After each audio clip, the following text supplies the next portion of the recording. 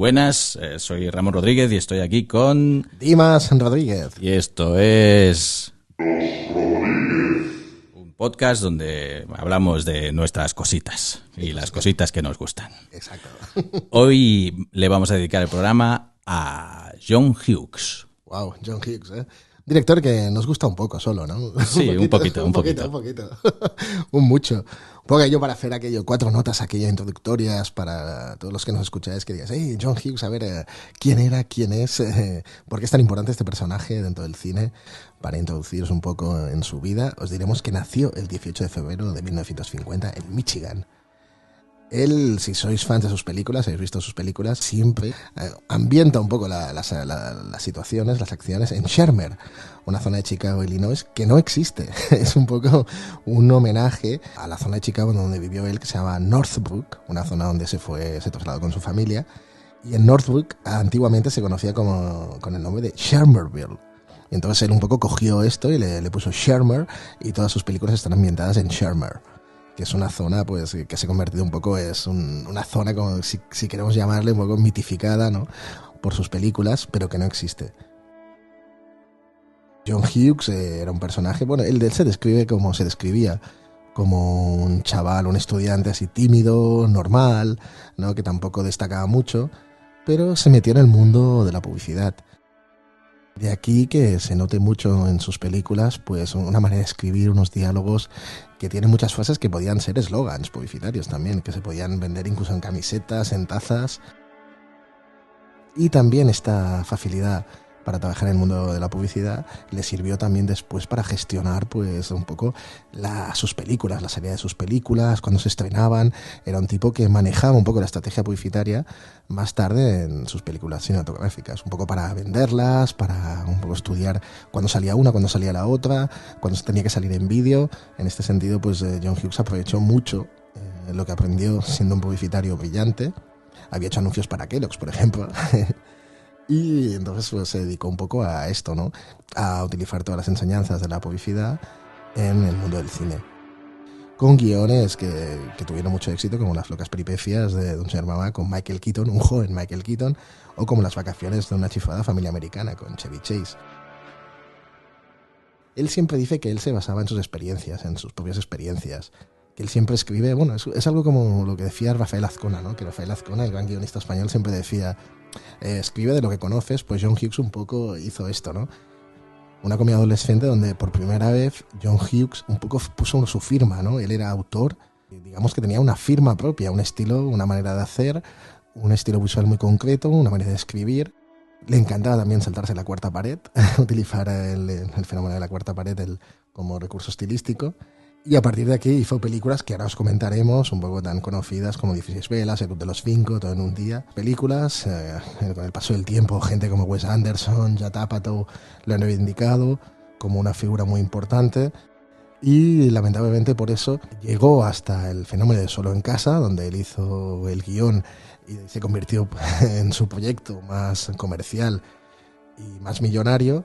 Y después, a partir de aquí, John Hughes un poco intentó pues pasarse al cine infantil, que aquí todos sus seguidores, pues bueno, claro, se perdieron un poco al padre de la comedia adolescente de los años 80 y se encontraron con un guionista pues solvente, pero que se dedicó un poco a escribir los guiones de películas como 101 Dálmatas, todas las secuelas de Solo en casa, etcétera, etcétera. Lamentablemente, John Hughes nos dejó el agosto de 2009, víctima de una crisis cardíaca a los 59 años en una acera de Nueva York. Pero él había dejado detrás una película que recomiendan, que es muy interesante, que es un thriller, el primer thriller de su historia, Reach the Rock. A los 59 años murió, pero su último guión fue un poco Real Big Taylor, que era una comedia con Owen Wilson, producida por Judd Apatow, que era uno de sus principales seguidores. Pues bueno, aquí os hemos hecho un poquito un resumen de la carrera de John Hughes. Sí. Y ahora pues vamos a hacer lo que acostumbramos a hacer. Vamos a hacer una lista con las 5 películas de John Hughes que os recomendamos cada uno. Esta vez va a ser un poco limitado porque, claro, como director pues solo tiene 8, pero la verdad es que como guionista yo creo que tiene unas 34 películas. Sí. Pues venga, Dimas, tú que eres un fan acérrimo. Me gusta un poquito. De John Hughes, pues venga, tira tu primera carta de tu primera recomendación en tu top 5 de John Hughes. Empezamos un poco, es lo que decíamos, ¿no? Que él venía de escribir, ¿no? Aquellos guiones exitosos, ¿no? Como el que comentamos, Las vacaciones de una chiflada familia americana, con Chevy Chase. Que eso fue un exitazo. Sí. Total. Yo creo que es la película que realmente lo lanzó y le permitió poder dirigir sus propios guiones, ¿no? Sí, un poco. Es lo que decíamos antes, que eran basados en experiencias suyas. Él siempre escribía sobre pues, historias de su familia, de sus vecinos, de sus amigos. Debía ser un tipo peligroso en este sentido, convivir con él, porque le contabas alguna historia y sabías que después saldría en algún guión. Bueno, yo creo que eso lo hacemos todos un poquito, ¿no? Todos los que escribimos canciones, historias. Exacto, bueno, esta película, ¿no? Las locas vacaciones de una familia... De una familia americana que después tuvo diferentes partes. Esto era una producción de National Lampoons, ¿no? De esta revista satírica. Donde él colaboraba también. Eso es que aquí había que explicar pues que él venía, pues eso, como ha comentado Dimas, del mundo de la publicidad, y entonces lo fichan en esta revista, ¿no? Para escribir gags y cosas, ¿no? Y a raíz de ahí, pues él, supongo, pues como ven que es un tipo pues que realmente era un guionista nato, ¿no? Porque luego explicaremos más adelante pues que este hombre era capaz de escribir pues un guión en un fin de semana, ¿no? Exacto, en 2 días, sí. Quería comentar la primera película, un poco la que dio un poco el pistoletazo de salida, ¿no? Al mundo de John Hughes, 16 velas. 16 Candles, que por cierto tiene un póster original que es buenísimo, uno de esos pósters que ya no se ven, ya no se estilan, porque hay todo una explicación de la historia. Me parece que son 7 o 8 líneas, que ya no lo vemos, ahora vemos... ¿Es ese póster que son como viñetas, como fotos de la película? Entonces hay como unos diálogos ahí... Este es uno, pero hay otro, que hay uno americano que he visto, que de hecho lo tengo en mi casa colgado. Bueno, lo veo cada día. Dimas tiene varios pósters de películas de John Hughes en su casa, ya os aviso. Varias versiones de la misma película, pósters distintos. Exacto. Sí. Pues tenemos ahí, te explica toda una historia de la película, pero es curioso porque ahora estamos acostumbrados a ver eslogans muy, muy cortitos en los carteles. No, y aquí te explica toda la historia un poco. La sinopsis de la película, que es una chica, la protagonista Samantha, protagonizado por Molly Ringwald, esta actriz que se convirtió un poco en una de sus musas, en su musa, ¿no? Principal. Y que está a punto de cumplir 16 años y se encuentra en aquel momento, ¿no? Como la canción de los Replacements, ¿no? 16, ¿no? Aquella canción maravillosa de los Replacements, ¿no? Que un poco describe esa sensación, ese sentimiento de confusión, de incerteza, ¿no? ¿Dónde voy? ¿Qué hago? Nadie me entiende, nadie sabe lo que soy, no sé dónde quiero ir, estoy enamorada de alguien que no me hace caso. Y en este sentido, Hughes, que era un tipo con mucha sensibilidad y con mucho oído, ¿no? Para retratar a los adolescentes, para escuchar un poco su manera de expresarse, de sentir, él hizo una comedia que muy divertida, donde presentaba a este personaje, a Molly Ringwald, que después ya os comentaremos, participó en otras películas de él clásicas, y Anthony Michael Hall, un personaje, un actor que incluso lo compararon con Steve Martin por su gestualidad y por sus muecas. Steve Martin, del que hablábamos en el podcast pasado. Correcto. Todo está conectado aquí. ¿Qué deciros de esta comedia? Pues es una comedia muy divertida, donde ya se ven todos los recursos visuales de John Hughes, ¿no? Desde los efectos sonoros, romper la cuarta pared, ¿no? Aquellos gags visuales maravillosos donde el protagonista de golpe mira a cámara, ¿no? Como buscando la complicidad del espectador. También hay un detalle muy curioso que he encontrado, que ahora te sorprenderá, Ramón. Sí. Se ve que Stanley Kubrick había visto la película varias veces. Stanley Kubrick, sí. Y le gustaba y quería a Anthony Michael Hall para el reparto de la chaqueta metálica. ¡Ostras! El personaje de Matthew Modine, pues ese personaje tenía que ser Anthony Michael Hall. ¡Qué fuerte! Sí. Bueno, la gracia es que Anthony Michael Hall, años más tarde, se puso muy cachas, ¿no? Exacto. Porque ahora es un hombre que está así como muy fibradito y fuerte. Sí. Y en esta época pues era un chaval así muy delgadito, así un poco enclenque, ¿no? Sí. Ahora es un robacenas, cada vez que aparece él, pues la película sube. La película está muy bien, yo creo que si la recuperáis es una comedia realmente muy divertida, que ha sido copiada infinidad de veces. Sí.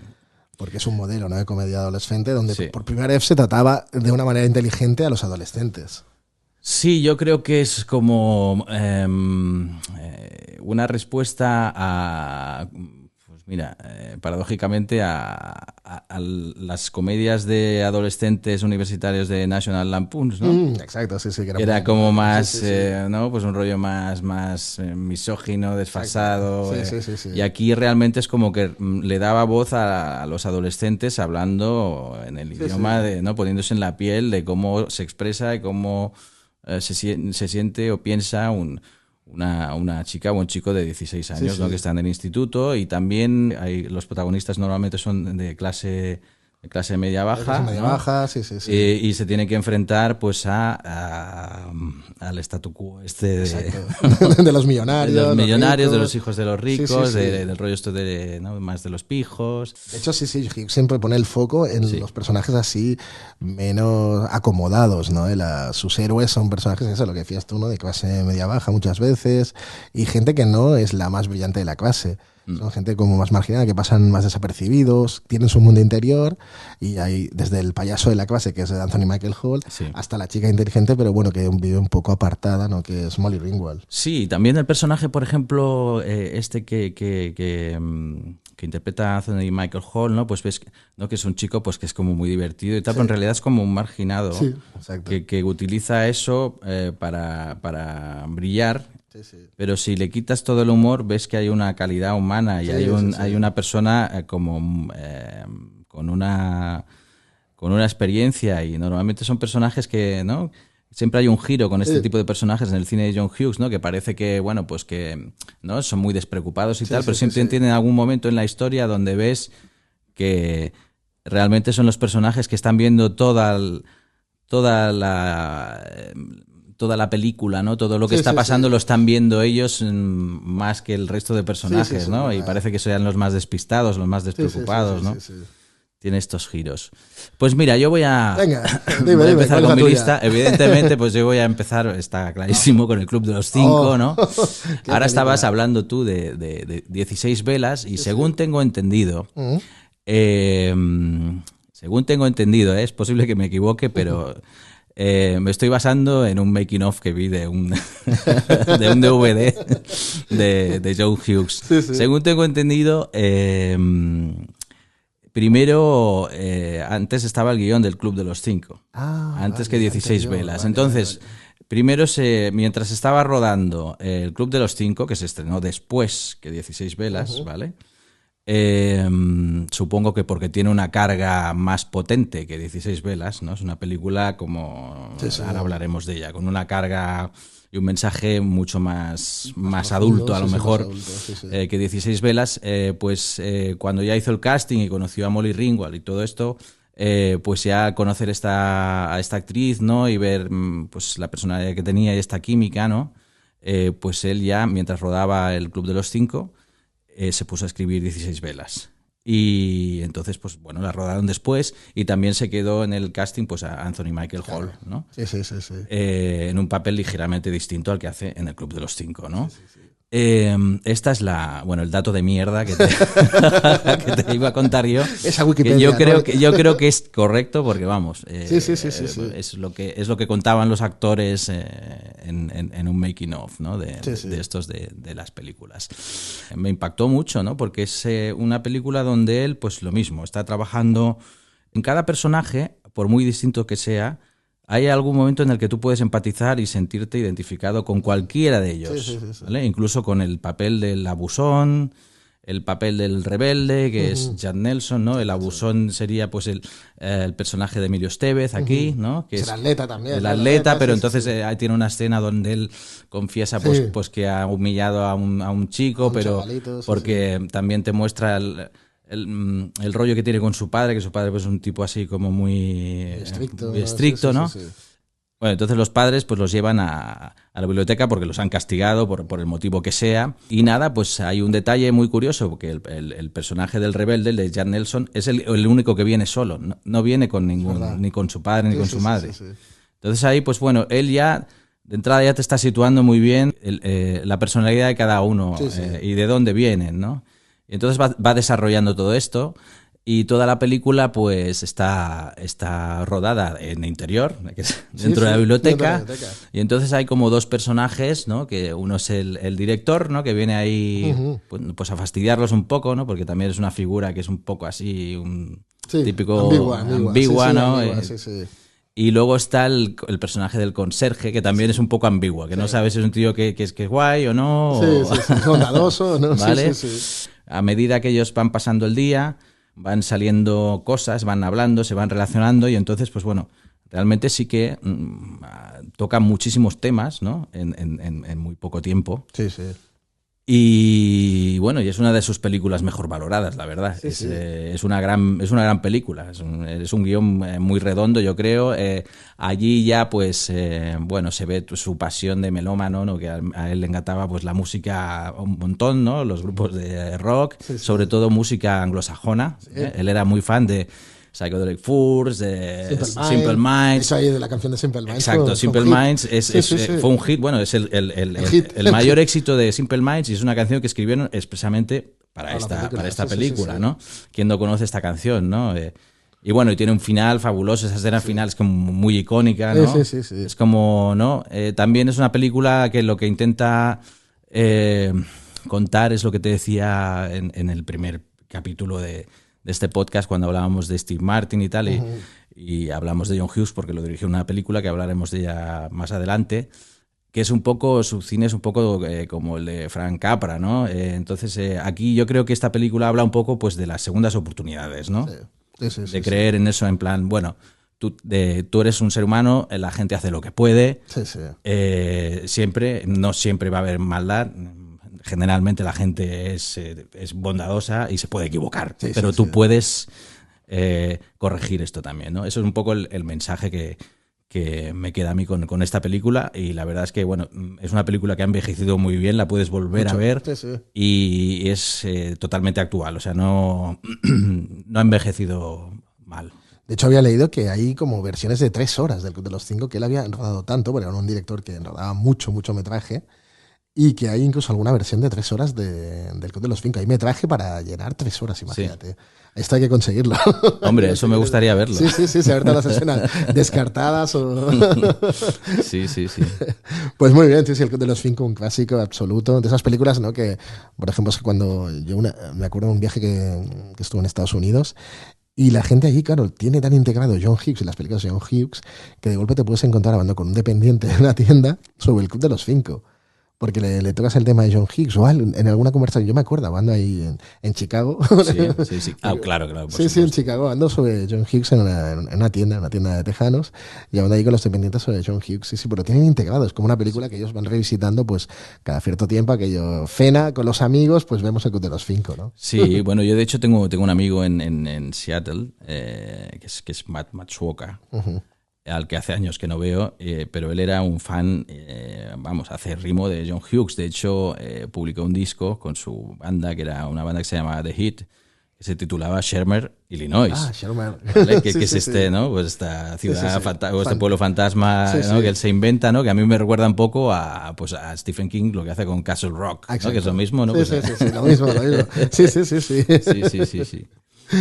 Pues seguimos. De los Cinco pasamos de un clásico a una película que quizás es de las menos reivindicadas, pero que yo creo que merece un visionado, 2, 3, y merece reivindicarse. Desde aquí la reivindicamos, que es La Mujer Explosiva, una película protagonizada por Anthony Michael Hall otra vez, ¿no? Él estaba pues fascinado con este actor y bueno, pues escribía ya los papeles pensando en él también. Un Anthony Michael Hall también ya más crecidito, y con un actor que después tampoco hizo mucha trayectoria, que es Alan Mitchell Smith, que un poco después de esta película pues me parece que tuvo una trayectoria muy corta.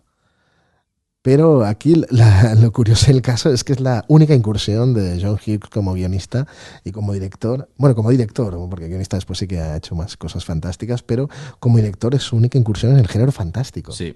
como director. Bueno, que es una película un poco discutible, Sí.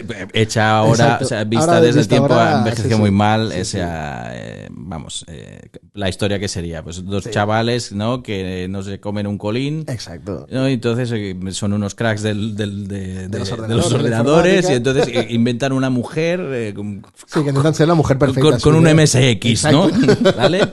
Intentan crear una mujer perfecta, que es Kelly LeBrock, que era famosa por estas películas de 1985, pues Kelly LeBrock en 1984 había hecho una película con Gene Wilder que había sido un exitazo. La mujer de rojo. Exacto. Correcto, sí. En aquella banda sonora de Stevie Wonder. De Stevie Wonder, sí, que vendió tanto. Kelly LeBrock, que había sido ex mujer de Steven Seagal. Sí. Madre mía. Madre mía. Pues sí, es verdad que es una película ahora discutible por según qué visión da, ¿no?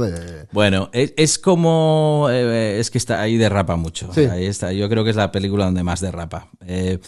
Pero es como si cogiera, ¿no? Frankenstein, ¿no? Sí, exacto. Varias cosas así como del fantástico. Y entonces, pues bueno, pues este rollo de los jóvenes calentorros, ¿sí? Que se diría. Es un poco...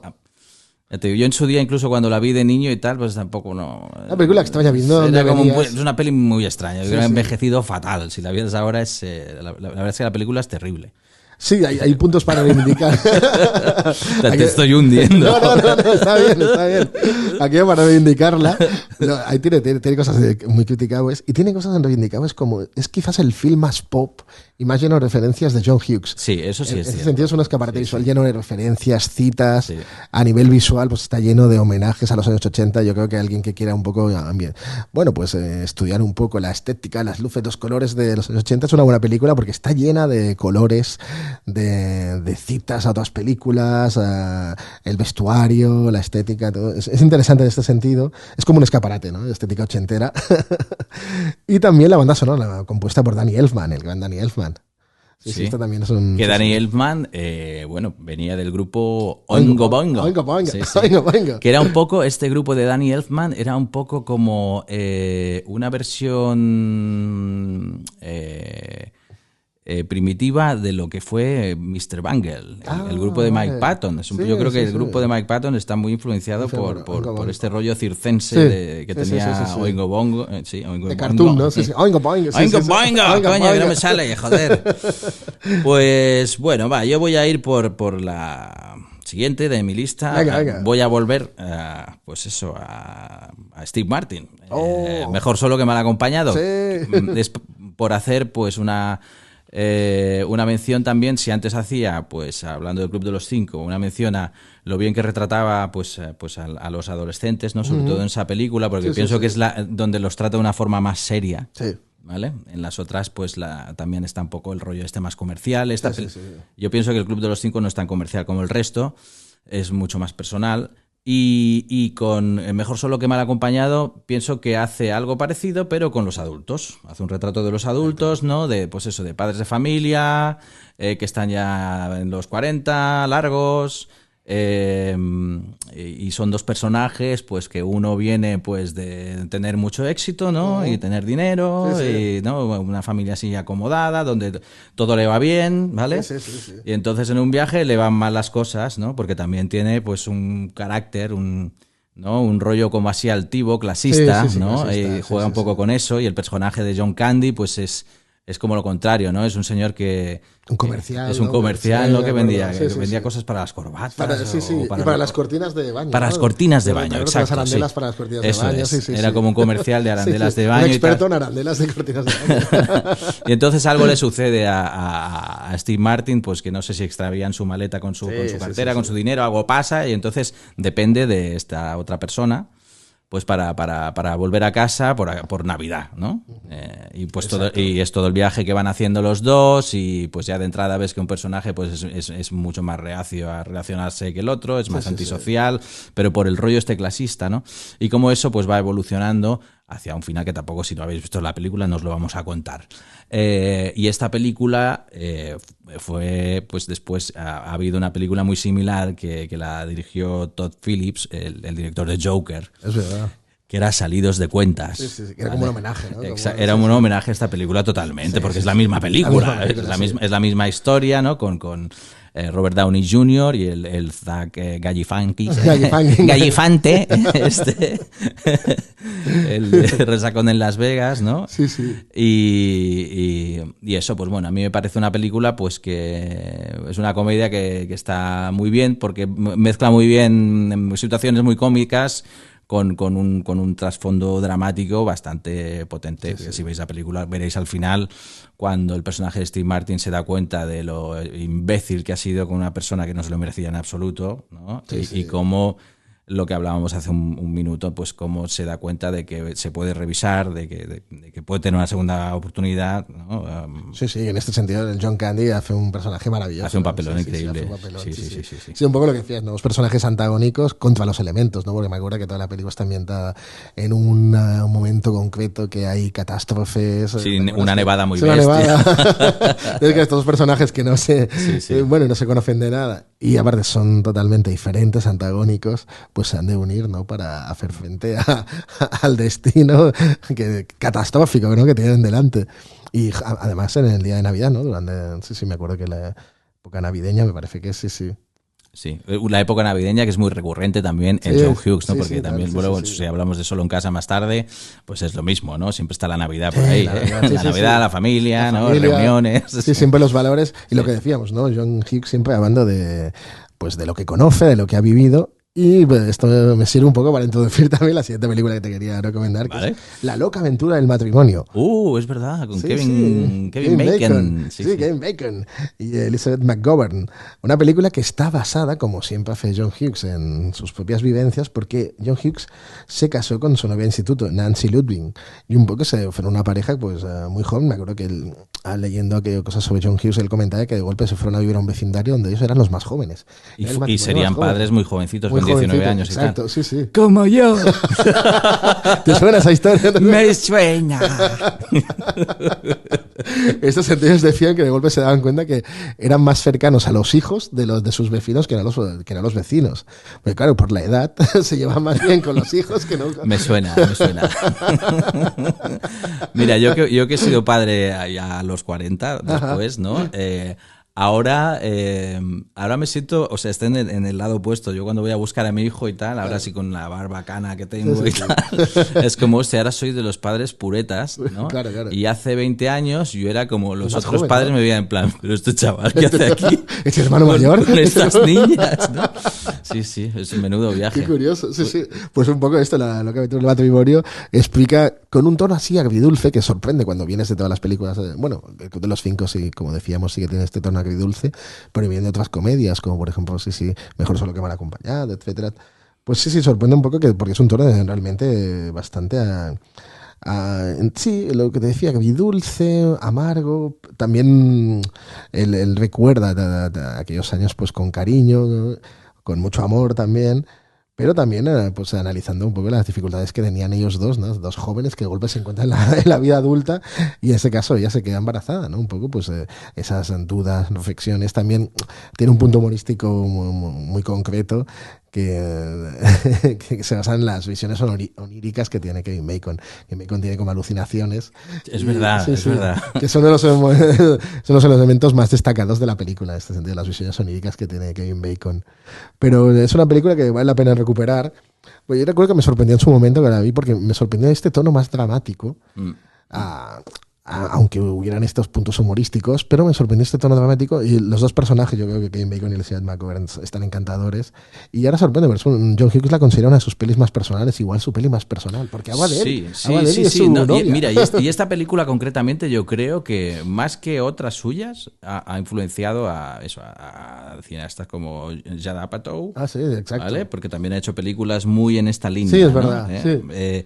E incluso lo ha intentado hacer antes Kevin Smith, ¿no? Exacto.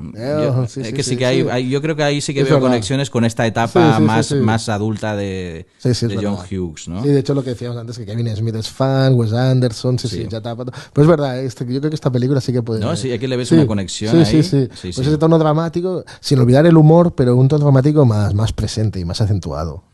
Una película de recuperar, ¿eh? Sí, yo creo que sí vale la pena. La tengo. Pues mira, yo voy a seguir, yo voy a hablar de Todo en un día. Ferris Bueller, Day Off. Ya veis aquí las traducciones estas, ¿no? Venga, que sería un poco pues, el día libre de Ferris Bueller, ¿no? Sí. Yo creo que es su película como más no gamberra, sino más libre. Más libre. Porque en realidad de lo que habla esta peli es de ser libre, de hacer lo que tú quieras, de hacer lo que te dé la gana y ser consciente de que podemos hacerlo, tíos, chicos y chicas, hombres, mujeres, podemos hacer lo que nos dé la gana en realidad. Lo que pasa es que es la propia sociedad, ¿no?, que te tiene tan encorsetado que piensas que no puedes escapar de ella, pero sí se puede. Yo me acuerdo de ver esta película un domingo, imagínate, con toda mi familia, mis primas, mi padre, mis tíos, porque yo la había alquilado y porque sabía que era buena, porque había leído que era una comedia, y verla todos y acabar la película. No quería que se acabara nunca. Yo quería ser Ferris Bueller. Aún lo quiero ser. Y aquí en esta película es donde más rompe la cuarta pared. Lo que comentabas tú antes es continuamente. Lo está haciendo continuamente el personaje y tal. Bueno, que es un recurso un poco tramposo, pero es que el guión, los diálogos, todo es brillante, ¿no? Yo pienso que una película brillante, el número musical que hay en esa especie de desfile, ¿no? Donde el tío tiene tanto carisma que incluso fuera de su elemento tiene más carisma que nadie, pero básicamente de lo que habla pues es eso, de sé tú mismo, sé libre y pásatelo bien. Venga, tira tu próximo dardo, va. Seguimos, venga. Una película también así de las menos conocidas de él, quizás de su filmografía, que es Solos con nuestro tío. La película sí que también vale la pena recuperar, pero también tiene ese tono así, es un tono de comedia. John Candy, que es un actor también pues fetiche para John Hughes. Es Uncle Buck. Uncle Buck, sí. Exacto. El tío Buck. El tío Buck, aquí se tituló, bueno, ya sabemos, Solos con nuestro tío, de 1989. Aquí tiene también un pequeño concurso Macaulay Culkin, que hemos de decir que se luce muy bien, tiene algunos gags muy divertidos. Claro, esto es previo a Solo en casa, claro. Yo creo que no consiguió el papel a raíz de hacer esta película. Sí. Realmente está brillante allí y John Hughes le escribió algunas escenas muy divertidas. Es una película que combina también muy bien los dos tonos, ese humor negro que tiene a veces John Hughes con un humor muy familiar, también otra vez la familia, lo importante que es la familia, y centrado todo en un personaje, el Uncle Buck, John Candy, muy humano, pero también que esconde esa soledad, ¿no?, esa tristeza de alguien que se ve un poco pues solitario, incomprendido, que le gustaría pues enamorarse de alguien, de tener una familia, ¿no?, de alguna manera, que John Hughes realmente, como conocía también a John Candy, pues le regaló este papel. Sí. También le regaló otro papel, más o menos en la misma época, en la película esta, Dos cuñados desenfrenados. Exacto, ¿no? desenfrenados. Que era esta comedia de cuñados, ¿no? Con John Candy y Dan Aykroyd, ¿no? Dirigida por Howard Hughes. Por Howard Hughes, que ahora hablaremos de él también. Que Howard Hughes dirigió muchas películas que no pudo dirigir John Hughes, ¿no? Pues venga, recojo esto y entonces, pues como estamos hablando de Howard Hughes, pues yo te hablo de Una maravilla con clase, que es otro guión de John Hughes, dirigido por Howard Hughes, que creo que también dirigió La chica de rosa, ¿puede ser? También, sí. Curiosamente, ya que hablamos de La chica de rosa, Una maravilla con clase no deja de ser La chica de rosa, pero un poco distinta, ligeramente distinta, porque la historia es exactamente la misma. Es lo mismo. Te voy a decir que a mí me gusta más Una maravilla con clase. Qué curioso. Que La chica de rosa. Y mira que La chica de rosa me gusta, pero La chica de rosa tiene ahí como un cierto tufillo ñoño ahí. Ya.